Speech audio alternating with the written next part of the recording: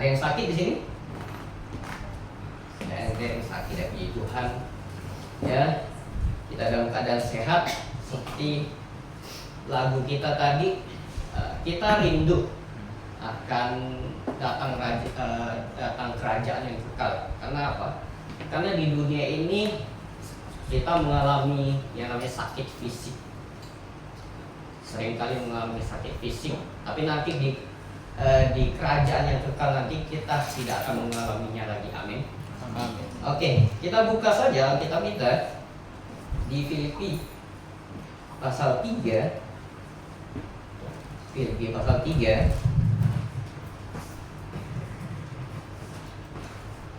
Kita baca dari ayat 1 sampai 16. Silih berganti seperti biasa.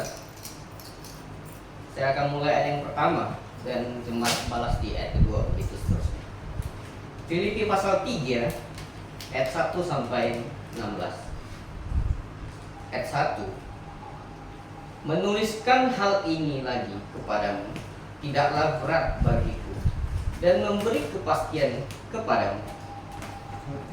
Hati-hatilah terhadap anjing-anjing, hati-hatilah terhadap pekerja-pekerja yang jahat, hati-hatilah terhadap penyunat-penyunat yang palsu. Karena kitalah orang-orang bersunat yang beribadah oleh Roh Allah dan bermegah dalam Kristus Yesus, dan tidak menaruh percaya pada hal-hal lahiriah.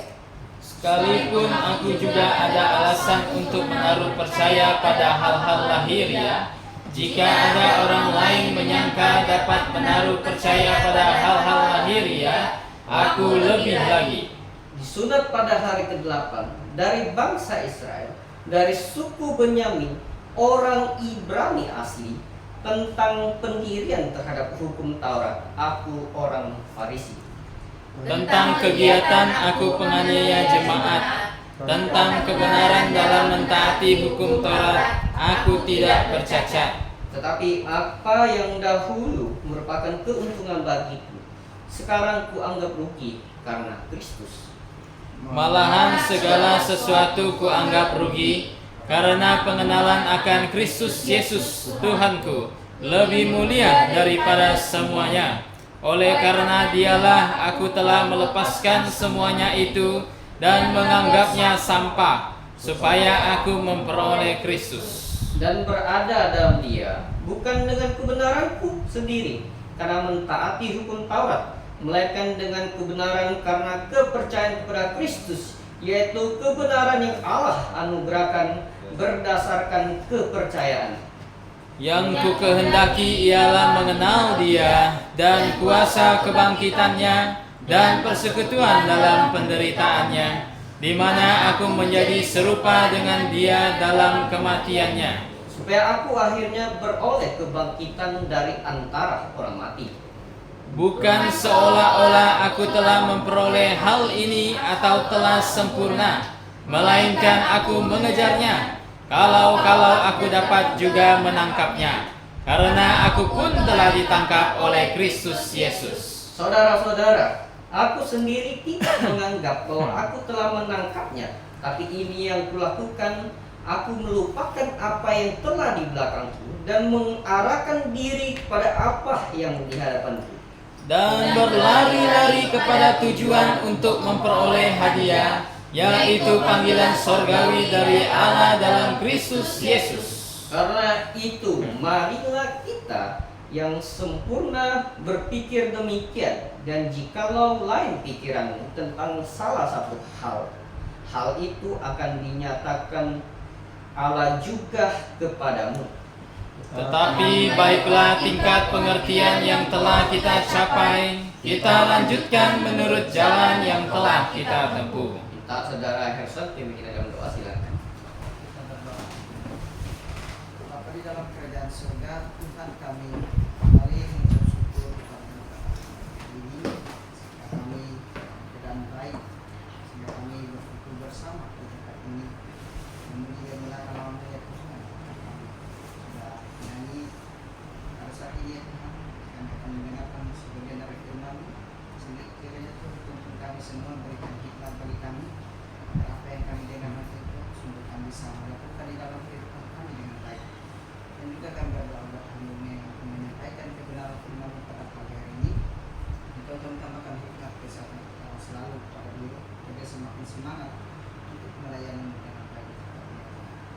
serahkan waktu kami selanjutnya dalam tentang kasih-Mu, hanya di dalam nama Tuhan Yesus kami berdoa dan mengucap syukur. Amin. Amin. Bapak Ibu saudara-saudari sekalian, kalau biasanya bos ya cari karyawan, biasanya dia cari yang bermutu, cari karyawan yang bermutu. Nanti di kantornya kan, di tokonya bisa dia kasih tempelan lowongan kerja, minimal lulusannya SMA, atau mungkin ada yang S1, S2, S3. Nanti dibikin lebih sempit lagi, dibutuhkan misalnya teknisi, atau dia harus bisa bisa Word, bisa Excel, pokoknya mau cari yang bermutu. Supaya apa? Waktu kerja nggak diajarin susah-susah diajarin lagi dari nol, ya kan? Bos tuh mau begitu, nggak mau nanti datang karyawannya mesti diajarin tombol A tuh di sini, kan susah gitu. Dapat karyawannya gitu, misalnya dapat yang admin gitu, admin komputer nggak bisa, segala macam nggak bisa, apa ya kalau kayak gitu. Nah, Tuhan juga seperti itu. Tuhan itu tidak menginginkan pekerja, tidak menginginkan orang Kristen itu begitu-begitu saja. Tuhan itu menginginkan anak-anaknya itu semakin hari semakin berkualitas, semakin bermutu. Jadi pada pagi hari ini kita belajar tentang orang Kristen yang berkualitas, orang Kristen yang bermutu. Dari mana kita belajar? Dari surat Rasul Paulus, dari pribadi Rasul Paulus, dari jemaat Filipi yang dikirimi suratnya ini. Kita tahu jemaat Filipi ini pertama kali Paulus itu kan ke Filipi, ketemu Lydia, kemudian ketemu kepala penjara Filipi. Dua orang ini setelah dimenangkan, apa yang mereka lakukan? Mereka langsung mengajak seisi rumahnya untuk mendengarkan Paulus. Kemudian seisi rumahnya pun akhirnya menerima Tuhan. Ini dua orang yang berkualitas. Dua orang yang berkualitas. Tanya, ciri-ciri orang Kristen yang berkualitas itu seperti apa? Kalau kita kembali ke Filipi pasal 3 tadi. Sorry ya. Ini karena kartu baru, baik itu memang ribut. Ada iklan dia ribut. Oke. Filipi pasal 3, kita tinggalkan iklannya ya. Menuliskan hal ini lagi kepadamu tidaklah berat bagiku, dan memberi kepastian kepadamu. 2. Hati-hatilah terhadap anjing-anjing, hati-hatilah terhadap pekerja-pekerjaan yang jahat, pekerja-pekerja yang jahat. Hati-hatilah terhadap penyunat-penyunat yang palsu. Ciri orang Kristen yang berkualitas itu seperti apa? Pertama, dia itu hati-hati, waspada. Makanya Paulus suruh mereka itu berhati-hati. Ya, memang gitu. Kita mau karyawan, misalnya kita jadi bos, kita mau karyawan yang teliti, ya. Apalagi kalau bagian akuntansi, hitung tuh mesti teliti, jangan sampai salah. Kalau salah biasanya apa? Tekor. Ya. Kalau ada selisih, biasanya karyawannya nanti yang ganti. Selisih 1.000, nah, nanti potong gaji kamu ya kalau 1.000. Selisih 10 juta, potong 10 juta. Gajinya nggak sampai 10 juta. Dipecat. belum selesai training udah dipecat. Nah, biasanya begitu. Tuhan menginginkan anak-anaknya itu teliti, waspada. Makanya Rasul Paulus ketika mengirim surat kepada jemaat Filipi, dia bilang waspada, hati-hatilah. Ya. Yang mau jemaat Filipi itu berhati-hati. Berhati-hati terhadap apa? Banyak hal yang harus mereka waspadai. Pertama dikatakan anjing-anjing, ya, anjing-anjing. Anjing-anjing itu punya dua sifat, dua perilaku ya. Kalau orang baru biasanya galak, suka menggigit, ya, suka menggigit. Kalau orang lama, atau orang yang dia kenal, biasanya apa? Anjing itu suka menjilat, ya, ini bahaya. Dua-duanya sama-sama bahaya. Dua-duanya sama-sama bahaya. Kalau ada anjing-anjing ya, di dalam kekristenan, itu bahayanya minta ampun. Bisa menggigit dan bisa menjilat. Menjilat dengan apa? Menjilat dengan ajaran-ajaran palsu. Ya, menjilat dengan ajaran-ajaran palsu. Nah, di dalam Roma 16 ayat 17. Roma 16 ayat 17. Ini lagi-lagi Paulus. Roma 16 ayat 17 dikatakan, "Tapi aku menasihatkan kamu, saudara-saudara, supaya kamu waspada terhadap mereka yang bertentangan dengan pengajaran yang telah kamu terima, menimbulkan perpecahan dan godaan. Sebab itu hindarilah mereka," katanya. 18, "Sebab orang-orang demikian tidak melayani Kristus," katanya, "Tuhan kita, tapi melayani perut mereka sendiri. Dan dengan kata-kata mereka yang muluk-muluk," katanya, "dengan kata yang muluk dan bahasa mereka yang manis, mereka menipu orang yang tulus hatinya." Jadi jangan lihat ada pengkhotbah dia bisa rangkai bahasanya dengan bagus. Ya. Kemudian dari tampak luar mukanya itu sangat meyakinkan, sangat berkarisma gitu. Ya. Dia ngomong ya, bahasanya padahal intinya tuh cuma satu kalimat.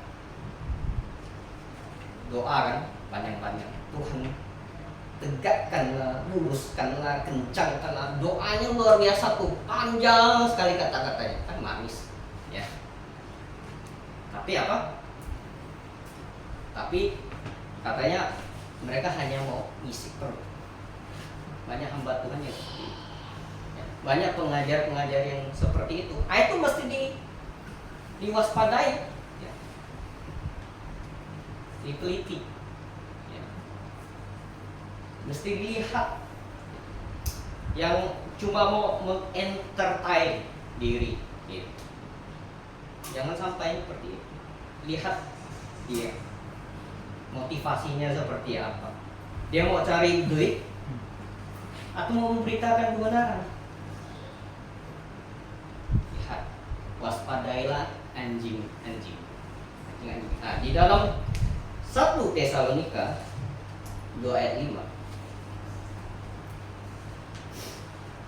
1 Tesalonika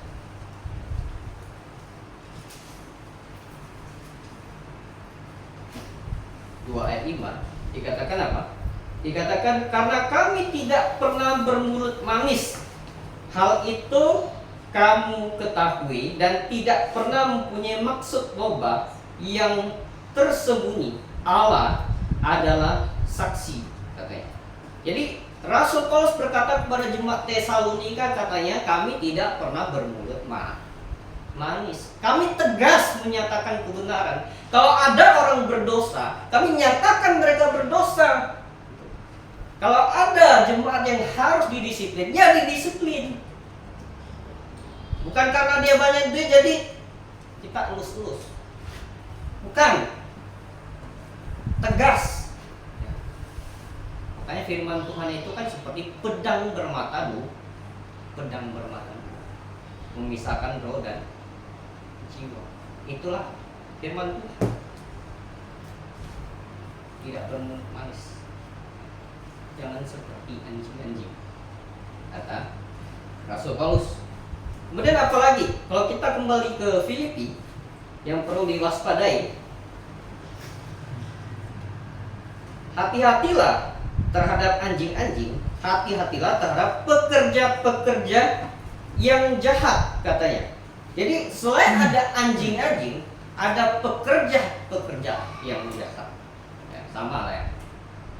Anjing-anjing, pekerja-pekerja yang jahat. Pekerja-pekerja jahat ini ada pekerja-pekerja yang disusupkan iblis ke dalam Kristen, ke dalam gereja. Awalnya mungkin dia ngajar, mungkin kedengarannya benar. Awalnya dia ngajar misalnya tentang hal-hal kehidupan, praktis kehidupan. Oh, kita pikir, oh iya benar. Tapi lama-kelamaan ketika kita teliti dengan benar, dia khotbah makin lama, kok menyimpang dari Alkitab. Gitu. Itu baru satu contoh baru nih, namanya Pastor Henny Christianus. Kalau yang lihat medsos kan, dia khotbah aneh. Sudah lama dia khotbah tuh jadi pastor. Saya baru sadar, baru ngeh dia punya titel tuh pastor.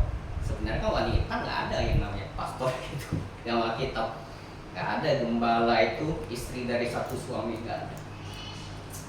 Dalam Alkitab gembala jemaat itu suami dari satu istri. Ini kebalik. Pastor Henny Christianus dia ngomong apa? Dia ngomong begini. Dia ngomong, saya tuh agak lupa karena panjang. Dia kan khotbah. Dia bilang Anda tuh tidak perlu tahu banyak, tetapi perlu melakukan banyak. Perlu tahu banyak katanya. Bagaimana orang tuh bisa melakukan banyak kalau tak tahu banyak? Terus dia bilang gini. Kemudian dia bilang, saya tuh tertekan katanya. Kenapa? Di gereja tuh disuruh ditarget, misalnya ditarget baca Alkitab 1 tahun selesai. Perjanjian baru, perjanjian lama, perjanjian baru. Hamba Tuhan tuh bisa stres baca Alkitab. Ini lucu. Kenapa?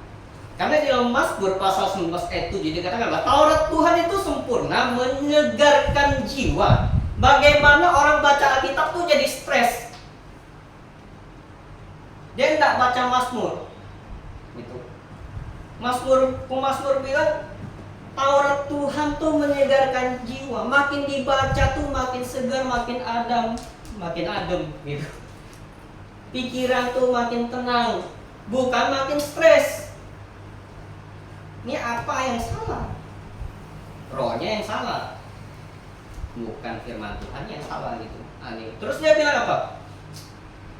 Dia bilang di dalam Alkitab itu tidak ada Tuhan tuh perintahkan bacalah Alkitab, nggak ada. Tapi renungkan, kedengarannya sepintas tuh benar. Renungkan, kemudian apa? Perkatakan dan lakukan, katanya. Saya itu seperti saya tuh banyak melakukan firman Tuhan. Jago kan? Kedengarannya tuh apa ya? Wah, sepintas dengar. Oh iya, memang tak ada perintah baca Alkitab. Yang benar tuh renungkan. Nah, kan jemaat yang dengar kan dibodoh-bodohi jadinya kan? Dibodoh-bodohi. Ini namanya pengajar jahat. Pengajar dari iblis. Susupkan doktrin aneh. Banyak pengajar aneh kayak begini. Padahal kata Alkitab apa? Ada nggak Tuhan perintahkan baca Alkitab? Banyak. Misal Ulangan 17 ayat 19.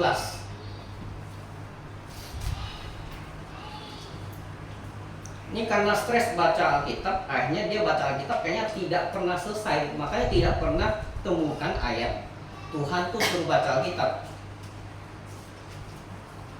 Mungkin dia baru baca sampai imamat ya, jadi stres, makanya jadi begitu korbannya.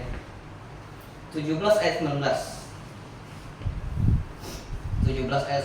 dikatakan, itulah yang harus ada di sampingnya dan haruslah ia membaca seumur hidupnya untuk belajar takut akan Tuhan. Katanya dibaca. Terus apa lagi? Ulangan 31 ayat 11. Ulangan 31 ayat 11. Ini kan tentang hukum Taurat. Tuh. Judul perikopnya sudah pembacaan hukum Taurat setiap 7 tahun kan. Ayat 11 dikatakan, apabila seluruh orang Israel datang menghadap hadirat Tuhan Allahmu di tempat yang akan dipilihnya, maka haruslah engkau membacakan hukum Taurat ini. Ada perintah baca hukum Taurat nggak? Baca firman Tuhan nggak? Ada nama kitab. Itulah orang baca Alkitab baru sampai imamat, pusing, stres. Hanya dia tak temu ayat ini. Sebenarnya ada lagi kan di perjanjian baru 1 Timotius pasal 4 ayat 13 disuruh baca Alkitab. Perjanjian lama, perjanjian baru ada kok perintahnya. Tapi dia tidak bisa ketemu ayat yang suruh baca Alkitab. Ini ada pembelokan dari firman Tuhan. Kemudian kita bisa lihat ada keangkuhan. Kenapa? Karena begini, banyak orang Kristen dan gereja itu berpusat pada personal, bukan pada firman. Makanya akhirnya domba-dombanya itu banyak sih. Domba-dombanya itu bukan jadi domba yang pintar, tapi jadi keledai. Keledai ya. Jadi keledai ya. Jadi keledai semua. Tidak jadi domba yang pintar. Ya. Karena hanya melihat sosok tokoh, rambutnya putih, ya. Ubannya udah banyak. Ah, ini ya benar nih kata bapak ini. Pengalamannya melayani ya sudah tidak bisa diragukan ya. 50-an tahun. Nah, itu yang jadi patokan jasmani. Nah, itu hal pertama. Jadi hal pertama, ciri orang Kristen yang orang Kristen yang berkualitas, dia harus hati-hati dan waspada ya. Dan waspada. Sebenarnya ada lagi yang mesti kita waspada, tapi saya langsung loncat ke poin kedua. Jadi ciri orang Kristen yang berkualitas, yang bermutu. Kalau kita kembali ke Filipi pasal 3. Filipi pasal 3. Kita baca dari ayat 6 sampai 9. Saya bacakan. Tentang kegiatan aku penganiaya jemaat, tentang kebenaran dan mentaati hukum Taurat, aku tidak bercacat. Tapi apa yang dahulu merupakan keuntungan bagiku, sekarang kuanggap rugi karena Kristus. Malahan segala sesuatu kuanggap rugi karena pengenalan akan Kristus Yesus Tuhanku, lebih mulia daripada semuanya. Oleh karena dialah aku telah melepaskan semuanya itu dan menganggapnya sampah, supaya aku memperoleh Kristus dan berada dalam Dia, bukan dengan kebenaranku sendiri karena mentaati hukum Taurat, melainkan dengan kebenaran karena kepercayaan kepada Kristus, yaitu kebenaran yang Allah anugerahkan berdasarkan kepercayaan. Jadi hal kedua yang bisa kita lihat dari ciri orang Kristen yang berkualitas adalah dia dapat merefleksi diri dan mengoreksi diri. Nah, ini yang diungkapkan Rasul Paulus tentang dirinya. Dulunya dia siapa sih? Rasul Paulus berkata, banyak hal yang bisa ia banggakan ya dari dirinya. Kalau kita lihat dari misalnya ayat 3, dia bisa bermegah atas banyak hal. Ayat 4 sampai ayat 6 ya. Ini hal-hal yang bisa ia banggakan. Bisa ia banggakan di masa lampau. Bisa saja ia banggakan. Hal-hal apa saja itu, misalnya dia disunat pada hari ke-8 ayat 5 ya. Kemudian dia seorang bangsa Israel ayat 5 juga. Kemudian apalagi? Dia dari suku Benyamin. Kenapa dia sebut suku Benyamin? Karena ketika kerajaan Israel pecah jadi dua, utara dan selatan, yang setia kepada Yehuda ya, itu hanya suku Benyamin. Bayangkan, 10 suku lainnya berpindah kepada Yerobeam yang ujung-ujung menyembah berhala. Nah, itu dia tekankan. Kemudian apalagi? Dia bilang dia orang Ibrani asli. Orang Ibrani asli artinya apa? Misalnya dia keturunan Abraham. Apalagi dia mempertahankan bahasa Ibrani, masih tahu bahasa Ibrani. Makanya dia disebut dia orang Ibrani. Itu hal-hal yang bisa ia banggakan. Nah, lucunya kan Paulus sendiri menganggap itu sampah. Nah, sekarang banyak gereja yang yang sok-sok. Misalnya doa pakai bahasa Ibrani, khotbah pakai bahasa Ibrani, jemaatnya orang Indonesia semua. Dan saya pendeta Sukroni ya, di Sukroni. Dia doa pakai bahasa Ibrani dulu, bahasa Ibrani. Setelah bahasa Ibrani, dia bahasa Indonesia. Kan nggak ada gunanya, yang kayak model-model kayak gitu. Rasul Paulus di dalam 1 Korintus pasal 14 bilang apa? Mending aku mengucapkan 5 kata yang dapat dimengerti daripada ribuan bahasa lidah tapi tidak dimengerti. Karena apa? Itu tidak membangun sama sekali. Berbahasa lidah, misalnya pakai bahasa Jepang di jemaat yang orang Indonesia semua, memangnya pada ngerti semua. Gak ada gunanya pakai bahasa Jepang, gak ada gunanya pakai bahasa Ibrani gitu. Jadi dia habiskan misalnya 15 menit doa itu tidak ada gunanya untuk jemaatnya gitu. Itu bukan doa bareng namanya. Oke, baiklah, saya pimpin kita untuk berdoa kepada Tuhan. Dia pakai bahasa Ibrani gitu. Pakai bahasa Ibrani. Jemaatnya ikut berdoa nggak? Ya nggak bisa ikut berdoa. Ya nggak bisa mengamini juga gitu. Jadi 15 menit itu terbuang sia-sia. Tambah lagi nanti dia khotbah pakai bahasa Ibrani. Habis itu dia terjemahkan lagi. Habis waktu. Kenapa? Karena yang model begitu sebenarnya mau pamer saja. Gitu.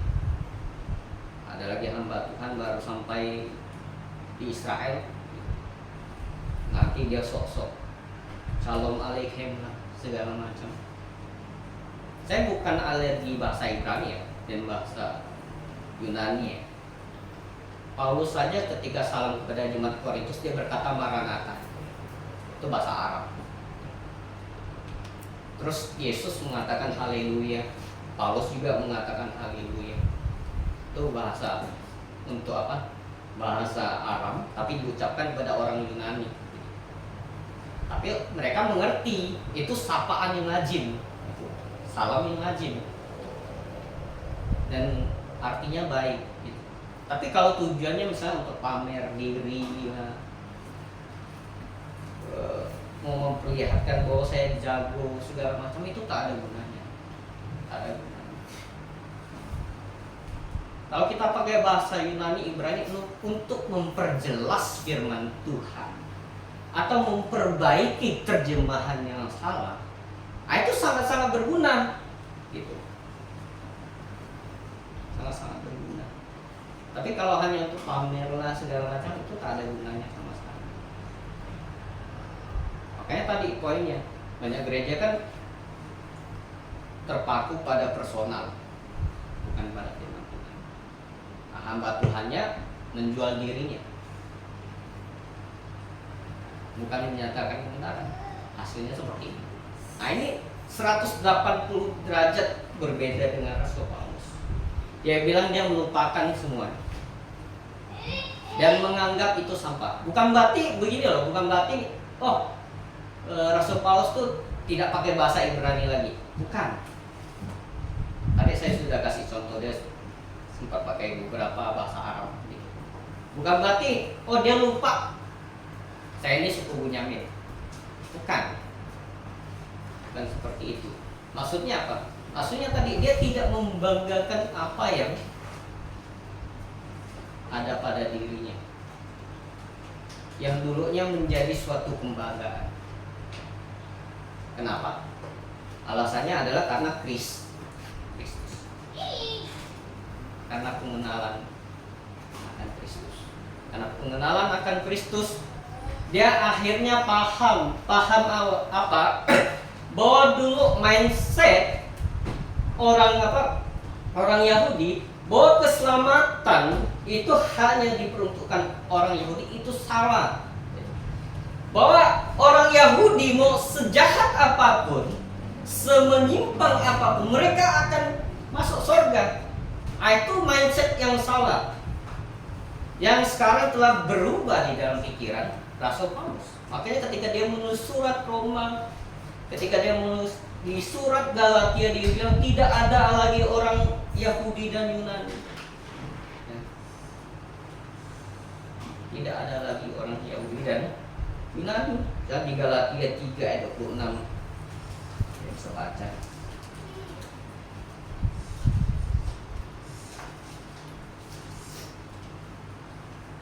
Galatia 3 ayat 26 dikatakan, sebab kamu semua adalah anak-anak Allah karena iman di dalam Yesus Kristus. karena kamu semua yang dibaptis dalam Kristus telah mengenakan Kristus.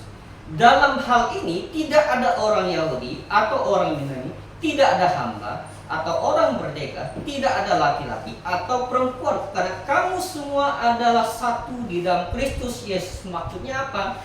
Maksudnya bukan kayak teologi beberapa dari bahwa orang Yahudi sekarang Tuhan tidak pakai lagi dan digantikan jemaat. Jadi posisinya digantikan jemaat. Jadi berkat-berkat di perjanjian lama, berkat-berkat Abraham itu semuanya jatuh ke dalam jemaat. Ya. Sekarang digenapi dalam jemaat. Ya. Bukan begitu maksudnya. Bukan maksudnya tidak ada lagi orang Israel seperti itu.